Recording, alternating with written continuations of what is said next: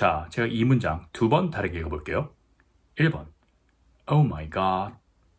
2번 Oh my god. 어느 쪽이 더 자연스러운 영어처럼 들리시나요? 네, 당연히 후자죠. Oh my god. Oh my god. 그런데 대체 무엇 때문에 그렇게 들리는 걸까요? 안녕하세요. 영어 사용 설명서입니다. 오늘은 정말 오랜만에 영어의 발음에 대해서 다뤄볼까 하는데요. 구체적으로는 우리 흔히 말하는 영어식 발성에 대해서 얘기해볼까 합니다. 발음 공부 혹은 발음 훈련 하시는 분들 대부분은 크게 두 가지 목적에서 벗어나지 않으시리라 생각해요. 첫 번째는 이제 상대방이 내 말을 자꾸 못 알아들으니 답답해서, 즉 내 영어의 전달력을 높이기 위해서죠. 그리고 두 번째, 현재 내 발음으로도 그럭저럭 소통은 문제없이 되지만 이 한국식 억양에서 벗어나서 더 원어민에 가깝게 발음하고 싶어서 이제 꾸준히 영어 발음 개선에 시간과 노력을 할애하시는 경우죠. 뭐 더 구체적으로는 이제 학교나 비즈니스 상에서 상대방에게 더 좋은 인상을 주기 위해서일 수도 있고, 혹은 그냥 자기 만족을 위해서일 수도 있겠죠. 자, 그럼 첫 번째 목적, 내 영어의 전달력을 높이기 위해서 가장 중요한 건 뭘까요? R, th 같은 한국어에 없는 발음들일까요? 물론 그것도 중요하겠지만 사실 그보다 훨씬 더 중요한 것이 있습니다. 이에 대해 답하기 전에 뜬금없지만 잠깐 중국어에 대해서 얘기해 보겠습니다. 중국어 발음을 배울 때 가장 중요한 요소가 뭘까요? 네, 많이들 들어보셨으리라 생각하는데 바로 말소리의 높낮이, 즉 성조입니다.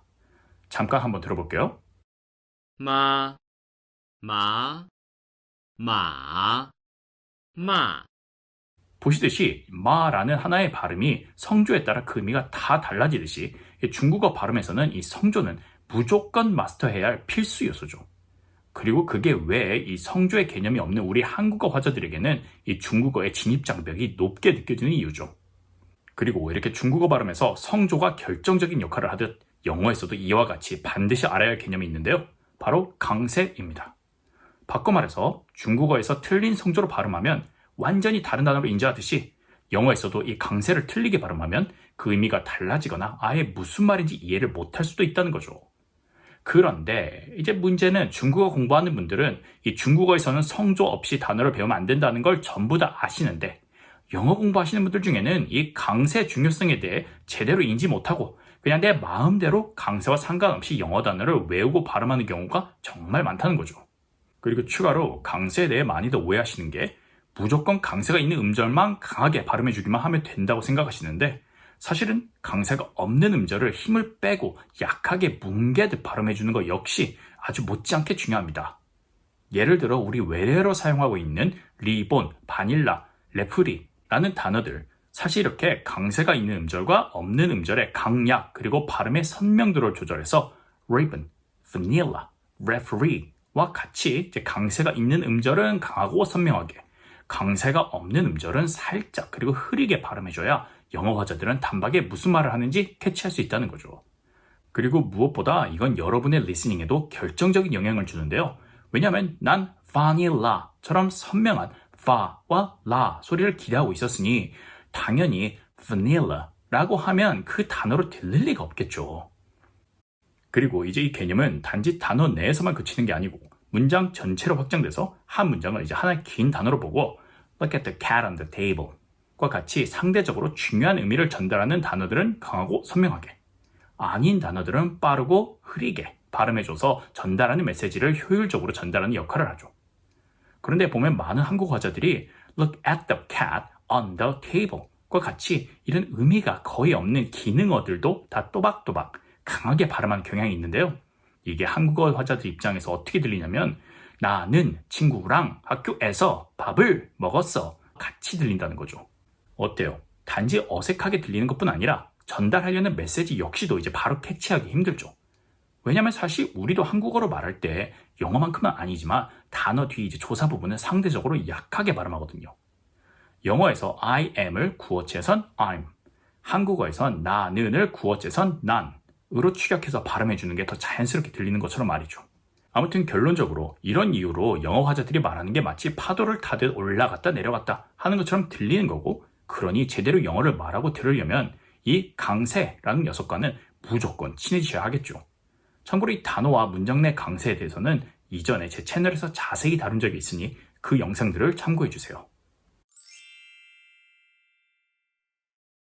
자, 이렇게 앞서 설명드린 대로 정확한 단어의 강세와 문장 강세로 말하실 수 있다면 사실 웬만한 자음 발음 실수, 모음 발음 실수 정도는 영어 화자들도 그냥 문맥에서 쉽게 유추하고 넘어갈 수 있기 때문에 솔직히 더 이상은 영어 발음에 따로 시간과 노력을 할애하시기보다는 컨텐츠, 즉 어휘나 뉘앙스, 문법 등에 더 집중하시는 게 적절하다는 게 제 의견인데요. 하지만 그럼에도 불구하고 아까 앞서 보여드린 이 두 번째 이유로 더 원어민에 가까운 발음을 추구하시는 분들도 계시리라 생각합니다. 그리고 그런 분들이라면 정확한 자음 소리, 장모음, 단모음 구분 등의 디테일한 트레이닝뿐 아니라 여러 음성학 법칙들이 도움이 되겠죠. 예를 들어 우리가 흔히 터지는 소리로 알고 있는 p, t, k 같은 무성음 소리가 이제 강세가 없는 중간 음절 혹은 S 소리 뒤에 오면 그 소리가 터지지 않고 한국어의 된 소리에 가깝게 나서 sky, spider가 아니라 sky, spider, apple, people, open이 아니고 apple, people, open과 같이 발음해주는 게 훨씬 더 자연스럽고 발음하기 쉽다는 거죠. 물론 결정적 차이는 원어민들은 이걸 무의식적으로 더 발음하기 쉽게 자연스럽게 구사하는 반면 이 한국어 화자들은 이 터지는 알파벳 소리들을 주변 소리 상관없이 그대로 발음해 주려는 경향이 있다 보니 이걸 의식적으로 훈련하는 게 더 자연스럽게 내 영어가 원어민의 소리에 가깝게 들리는 거죠. 원어민 발음 한번 들어볼까요? Sky, sky. Spider, spider. Apple, apple. People, people. 그리고 이처럼 딱히 의미 전달에 결정적인 영향을 주지는 않아도 내 발음이 원어민의 소리에 더 가깝게 들리게 하기 위한 여러 포인트들이 있는데요. 그중 오늘 집중적으로 다루려고 하는 게 바로 이 영어의 발성 혹은 호흡입니다. 영상 처음에 보여드렸던 Oh my god과 Oh my god의 차이가 이 영어의 발성이 드러난 예시 중 하나인데요. 대체 이 둘은 어떤 차이가 있길래 이렇게 다른 언어처럼 들리는 걸까요? 답을 드리기 전에 힌트 영상을 하나 드려볼게요. 아, 야, 어, 여. A, E, I. A, E, I, O, U. A, E, I, O, U. 자, 어때요? 한국어와 영어의 모음 소리에서는 어떤 차이가 느껴졌나요? 네, 한국 화자는 그냥 소리라는 상자를 쭉 밀어주듯이 아 하고 길고 균일하게 소리를 내주는 반면에 영어 화자들은 소리라는 공을 던지기 위해서 힘을 모았다가 한 번에 아 하고 던지듯 한 포인트에서 터트려주듯이 소리를 내주죠. 악기의 비유를 해보자면 한국어 소리는 일정하게 뿌 하고 소리를 내주는 관악기, 영어 소리는 띵띵 하고 텐션이 있는 피아노나 현악기의 소리에 가깝죠. 영상 하나만 더 보여드릴게요. A, A, A. Apple, apple. 아이들이 보는 파닉스 영상인데요. 이 에 소리가 꼭 피아노 건반을 때리는 스타카토 소리처럼 들리죠. 바로 이렇게 성대를 잡았다 풀어주는 소리가 이제 원어민들이 아기 때부터 익히는 영어의 기본 발성 혹은 호흡법인 거고, 그래서 앞서 보여드린 이 문장을 한국어 화자들은 일정하게 Oh my god처럼 말하고 영어 화자들은 Oh my god처럼 마치 개구리가 뽀잉 뽀잉 하고 뛰어가듯이 그렇게 말하는 거죠. Oh my God. Oh my God. Oh my god. Oh my god. 그런데 사실 이렇게 한국어 화자와 영어 화자들이 소리를 내는 방식에 차이가 나는 것 역시 앞서 설명드린 강세와 관련이 있다고 볼 수 있는데요. 강세 역할이 그닥 중요하지 않은 한국어에서는 안녕하세요 처럼 각 음절의 소리를 일정하게 유지해주는 호흡법이 발달된 반면, 강세가 의미 전달의 결정적인 요소인 영어에서는 이 강세를 효과적으로 전달해주기 위해서 호흡을 모았다가 이제 강세가 있는 음절에서 한 번에 뱉어주고 나머지 남은 호흡으로 강세가 없는 음절들을 마무리하는 그런 방식이 발달된 거죠. 그리고 사실 이게 왜 모국어로 영어를 쓰는 외국인들이 어제 부산에 갔어요 라는 문장을 어제 부산에 갔어요 혹은 나는 미국에서 왔어요 와 같이 발음을 하는 이유인 거죠. 참고로 이 잡고 있다 한 번에 뱉어주는 영어식 호흡법을 복식 호흡 혹은 횡격막 호흡이라고 이제 착각하시는 분들이 참 많은데요. 우리가 흔히 영상으로 보는 이제 할리우드 배우나 가수들 같이 트레이닝을 통해서 기본적으로 복식 호흡을 하는 직업군의 사람들이라면 모를까? 일반인 원어민들이 이제 평상시에 복식 호흡으로 말을 한다는 건 전혀 검증되지 않는 사실입니다. 이렇게 복식 호흡의 영어 단어인 diaphragmatic breathing 이라고 검색해 보면 정말 많은 영상들이 나오는데요. 이게 그걸 반증하는 거죠.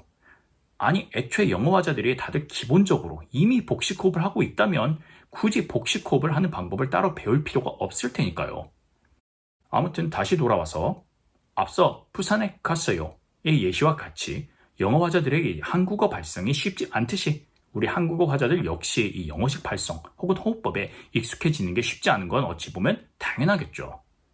물론 개중엔 성대모사를 잘하는 개그맨들처럼 새로운 소리 습득의 재능이 있어서 이걸 바로 캐치하고 그 발성을 금방 모방하기도 하는데요.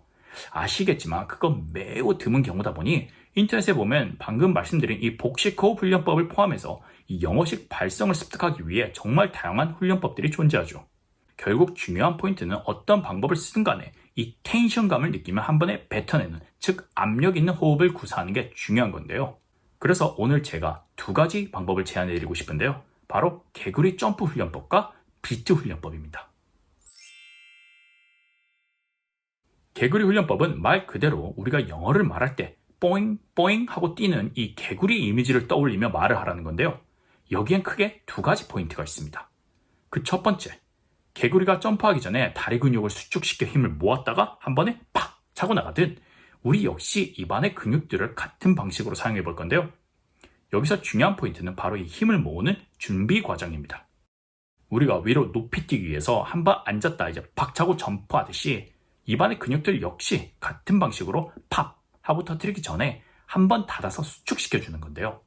이걸 자연스럽게 하기 위해서 제가 고안해낸 팁이 바로 단어 앞에 up 소리를 추가해 주는 건데요. 예를 들어 이 단어 아무 텐션 없이 한국어처럼 발음하면 버스처럼 들리겠죠. 하지만 이 앞에 up 소리를 살짝 끼워 넣어서 엇박자로 발음해주면 boss처럼 텐션 혹은 압력이 생기는 거죠. 자, 그럼 같이 한번 해볼까요? 3, 2, 1, boss, boss. bus, bus, 참고로 이 up 소리는 그 단어 첫 소리에 맞춰서 바꿔주셔야 하는데요. 기본적으로는 이제 그 소리를 내기 전에 미리 그 소리 내는 부분을 닫아서 근육을 수축시켜주는 메커니즘인 거죠. 예를 들어 duck이라는 발음을 텐션 있게 발음하려면 으 소리를 그 앞에 살짝 끼워서 duck, duck과 같이 발음해주는 거죠. 그럼 이 kite와 tiger라는 단어는 앞에 어떤 소리를 넣어주면 자연스럽게 텐션 있게 발음할 수 있을까요? 네, kite는 kite, kite처럼 tiger는 tiger처럼 발음해주면 되겠죠. 많은 분들이 영어를 잘하려면 호흡량이 많아야 한다고 얘기하시던데 지금 보시듯이 이제 문제는 단순한 호흡의 양이 아닌 얼마나 잘 한 번에 팍 터트리냐는 즉 호흡의 방식, 호흡의 질의 문제였던 거죠. 다시 말해 심호흡, 복식호흡 이런 게 언어와 상관없이 전반적인 발성과 전달력을 개선시키는 데 도움은 되겠지만 흔히들 말하는 영어식 발성의 필수 조건은 아니라는 거죠.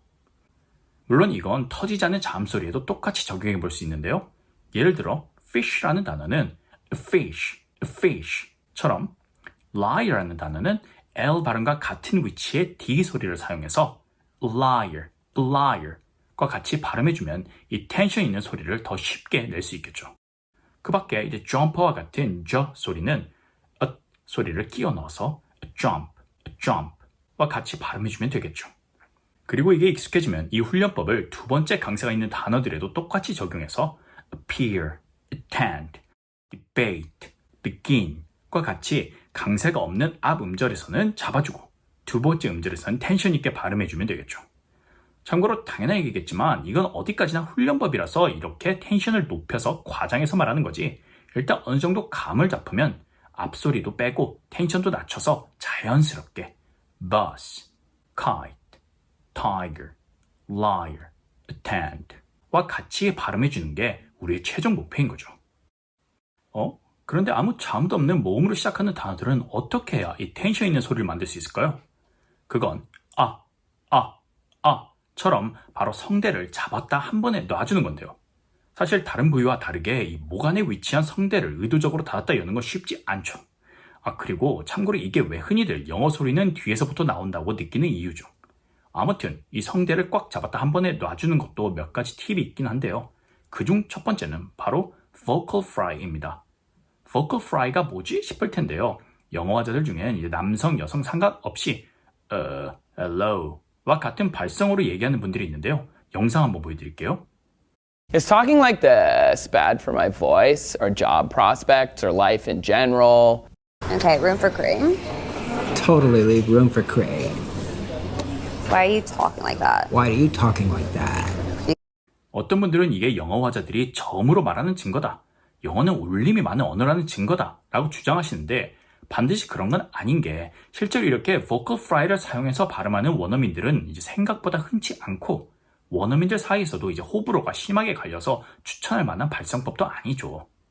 재밌는 건 요새 들어 이제 젊은 여성들이 이와 같이 vocal fry를 사용하는 빈도가 늘고 있는 경향이 있다고 하는데 여러 가설 중에 하나가 이런 목소리가 일종의 권위를 떠올리게 하기 때문이라는 설이 있다고 하네요.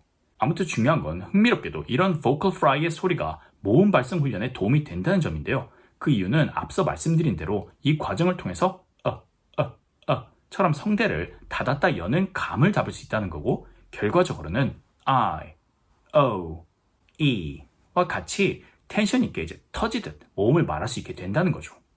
그런데 만약 이 vocal fry가 너무 어렵다면 두 번째 팁을 드려볼게요. 이 두 번째 팁은 이 영어의 모음 발성이 우리가 화장실에서 볼일 볼 때 힘주다 성공하는 그 소리와 흡사하다는 데서 착안한 방법인데요. 앞서 드린 이제 자음 팁과 비슷하게 소리를 앞에 살짝 끼워 넣어서 I, O, E처럼 말해주는 거죠. 참고로 이 소리를 쓰는 이유는 이게 그나마 이 성대에 최대한 가까운 위치라서 그런 거죠. 그리고 당연한 얘기겠지만 앞서 보여드린 자음들과 마찬가지로 이 모음 역시 어디까지나 그 감을 잡기 위한 훈련 과정의 일환으로 그 앞소리를 추가해서 넣은 거지 계속 그렇게 발음하시라는 게 아닙니다. 그러니 어느 정도 익숙해지시면 앞소리 없이 이제 그 느낌만 살려서 발음하는 단계로 넘어가셔야겠죠. 그럼 이제 이 개구리 점프 훈련법의 두 번째 포인트에 대해서 간략하게 말씀드려 볼게요. 지금까지는 단어 단위에 집중을 했다면 이젠 그걸 문장 단위로 확장시켜서 이 개구리가 뽀잉 뽀잉 하는 이미지를 가지고 호흡을 뱉는 강세가 있는 음절의 타이밍에 맞춰서 Don't kick the bucket, don't kick the bucket, take a look at the picture, take a look at the picture, can I borrow your phone, can I borrow your phone 과 같이 텐션 있는 호흡과 그 리듬감을 이제 동시에 훈련해 보는 거죠.